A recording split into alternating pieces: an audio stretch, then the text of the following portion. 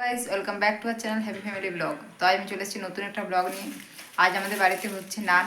তো খুব সহজে ঘরোয়া পদ্ধতিতে কীভাবে সেই নান তৈরি করা হচ্ছে সেটাই তোমাদের সাথে শেয়ার করব। চাইলে তোমরাও এটা থেকেই করতে পারো। তো চলো ব্লগটা দেখতে থাকো। তো প্রথমে নান করার জন্য আমরা নিয়ে নিচ্ছি 1 কেজি রুল আটা।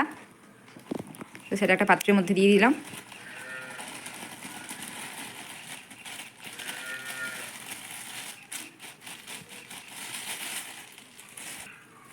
তারপর দিয়ে দিচ্ছি পরিমাণ মতো ইস্ট।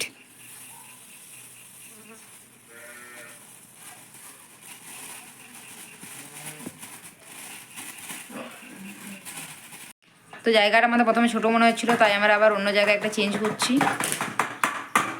কারণ এটা ফেঁপে উঠবে অনেকটা। আর এরপর আমরা দিচ্ছি খাবার সোডা। তোমরা চাইলে এটা বেকিং পাউডার দিতে পারো, আমাদের কাছে বেকিং পাউডার নেই তাই আমরা খাবার সোডা দিচ্ছি। আর দিয়ে দিচ্ছি পরিমাণ মতো লবণ।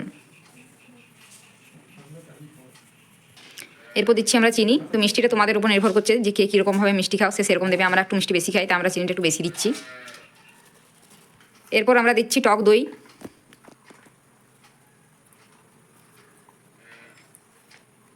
বাজারে যে ছোটো পাউচগুলো কিনতে পাওয়া যায় আমরা সেটাই নিয়ে এসেছি।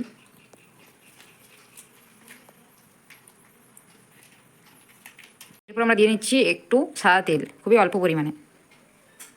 আর তারপর দিয়ে দিচ্ছি কুচানো ধনেপাতা। এতে টেস্টটা ভালো আসে আর সেন্টটাও দারুণ হয়। এরপর এই উপকরণগুলো আমরা একটু ভালো করে মিক্সড করে নিচ্ছি।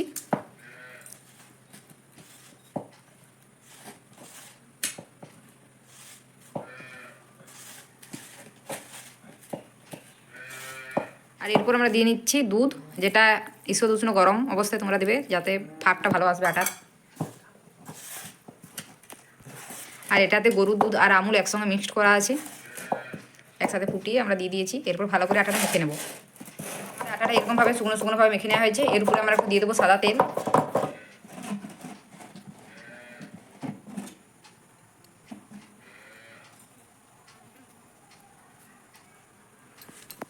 তো এটা ভালোভাবে উপনিচ করে দিয়ে আমরা একটা ভালো থালা ঢাকা দিয়ে দেবো, যাতে কোনোভাবেই বাতাস না বলতে পারে।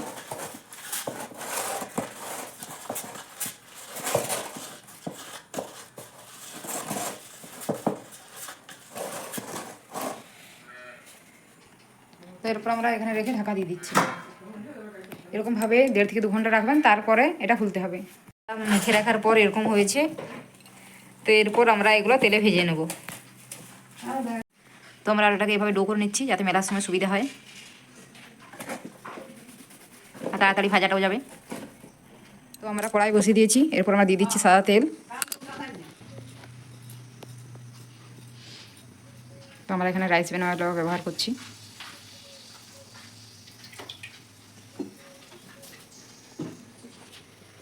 এরকমভাবে আমরা ডো করে নিয়েছি আর এদিকে আমি মেলতেও শুরু করে দিয়েছি। তেলটা গরম হয়ে আসলেই এরপর আমরা গরম তেলে দিয়ে দেবো। তো তেল গরম হয়ে গেছে, এরপর আমরা দিয়ে দেবো নানটা।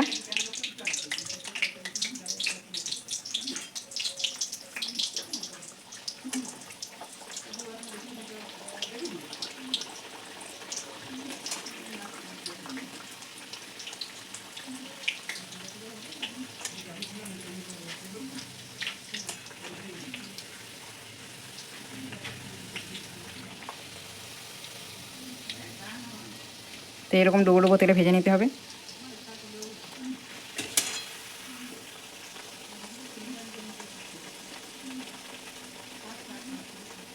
তো সবগুলো ভাজার পর দেখা হচ্ছে। তো এরকমভাবে আমরা একে একে করে সমস্ত নানগুলো মেলবো আর ছেঁকে নেব। তো তোমাদের সাথে প্রথমটা ছাকার পর আর একটা শেয়ার করছি।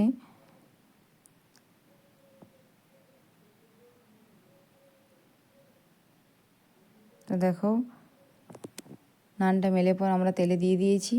এর নানগুলো বেশি ভাজা দরকার হয় না, বেশি ভাজলে একটু চিমড় চিমড় হয়ে যায়। জাস্ট 1-2 বার তেলে ওলটপালট করে নামিয়ে নিলেই হয়। তো আমাদের নানগুলো খুব সুন্দর দুখলোই ফুলেছিল বলে বেশ সফট আর স্পঞ্জি ভাবটা এসেছিলো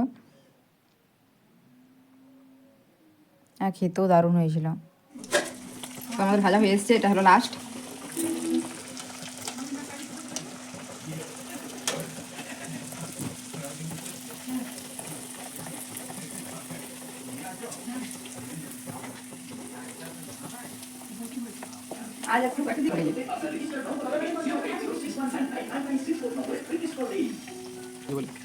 তো দেখো কীরকমভাবে ফুলেছে, পুরো একদম দুপুর হয়ে ফুলে গেছে। তো দেখো নানটা কত সফট হয়েছে আর খেতেও অসম্ভব সুন্দর হয়েছে। তো আমাদের ব্লগটা এখানেই শেষ করছি। আমাদের ভিডিও যদি ভালো লাগে অবশ্যই লাইক কমেন্ট শেয়ার করে চ্যানেলটা সাবস্ক্রাইব করো। Tata guys.